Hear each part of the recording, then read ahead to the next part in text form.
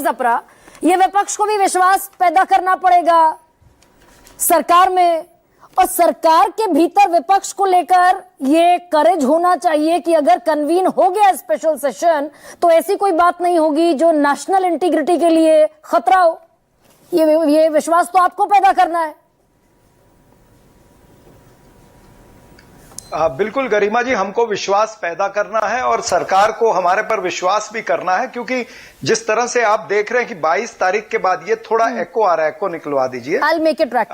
22 तारीख के बाद में जिस तरह से सभी पार्टियां, मैं मात्र कांग्रेस पार्टी की बात नहीं करता हूं, सभी पार्टियां एकजुट खड़ी हैं सरकार के साथ में। सबने कहा है कि निर्मम हत्या हुई है, निर्दोष लोगों की हत्या हुई है, निहत्थे लोगों की हत्या हुई है, पाकिस्तान के ऊपर कार्रवाई होनी चाहिए, सीधा पाकिस्तान को इम्प्लीकेट करा है सभी राजनीतिक पक्षों ने, और सभी ने कहा है कि हम सरकार के साथ में खड़े हैं, इसमें कोई गैर नहीं। तो सरकार को हमारे पर विश्वास न करे ऐसा कोई मौका उनको नजर नहीं आ रहा। साइड बाय साइड तो बहुत सारे बयान आ गए ना कि चरण सिंह सप्रा भाई, अगर जिम्मेदार लोग इस तरह के बयान देते दिखेंगे, सिद्धारमैया कह रहे हैं पाकिस्तान के खिलाफ युद्ध की जरूरत ही नहीं है, विजय वडेट्टीवार कह रहे हैं कि सरकार झूठा नैरेटिव, झूठा प्रचार कर रही है, धर्म पूछकर गोली मारी गई, मणिशंकर अय्यर, सैफुद्दीन सोज, रॉबर्ट वाड्रा कह रहे हैं आईडी देखकर इसलिए मारा गया मुसलमान क्योंकि दबा हुआ महसूस कर रहे हैं देश में।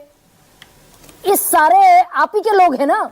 देखिए नहीं, मैं यही कह रहा हूं कि इन सारी बातों को खारिज कर चुका है हमारा नेतृत्व ना, आदरणीय खरगे जी, आदरणीय श्री राहुल गांधी जी, और साथ में जयराम रमेश जी ने तो खुलेआम कहा है कि भाई जो CWC का रेजोल्यूशन है वही हमारी स्टेटमेंट है, वही हमारा स्टैंड है, इसके विपरीत कोई भी स्टैंड नहीं। और उन्होंने चेताया भी है बाकी नेताओं को कि आपको इस तरह के गैर जरूरी वक्तव्य जो है वो नहीं करने हैं। तो आप भरोसा दिलाइए सरकार को कि जितनी सारी बयानबाजी है भाई, सदन का विशेष सत्र होगा, पूरी दुनिया देखेगी ना संसद को बैठते हुए। आप दीजिए आश्वासन कि जो गायब करके एक ट्विटर पर तस्वीर छाप दी गई प्रधानमंत्री नरेंद्र मोदी की, ऐसा कोई मैच्योर एक्ट नहीं करेंगे सदन के भीतर।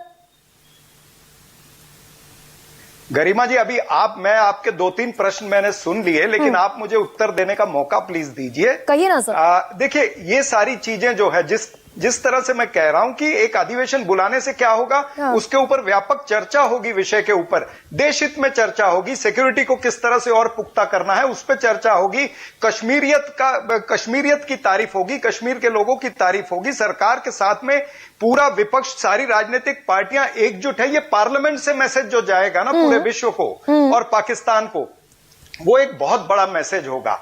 अब आप जो बात कर रही हैं, या फिर ये मैसेज देने की कोशिश करेंगी सारी राजनीतिक पार्टियां कि भाई सर्वदलीय मीटिंग में प्रधानमंत्री थे ही नहीं। आपके सारे प्रवक्ता तो टीवी शोज में यही कहते दिख रहे हैं, सर्वदलीय मीटिंग हुई, प्रधानमंत्री बिहार में थे, चुनावी रैली कर रहे थे।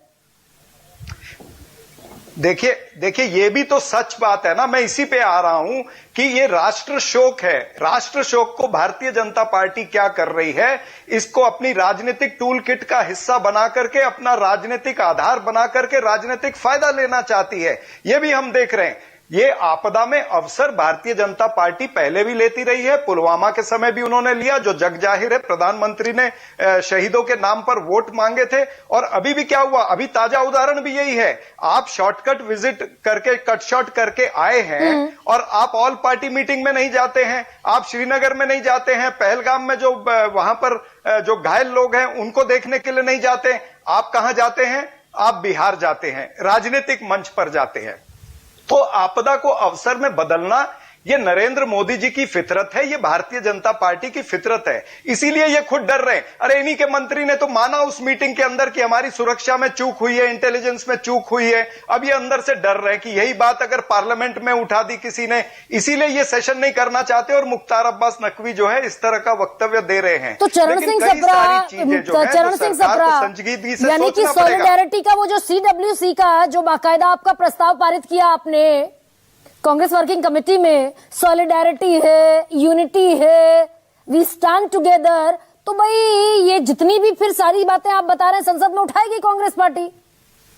तो कौन सरकार चाहेगी ऐसे नाजुक वक्त पर इस तरह की बातें, पॉलिटिक्स का सेंटर बने देश की पार्लियामेंट। देखिए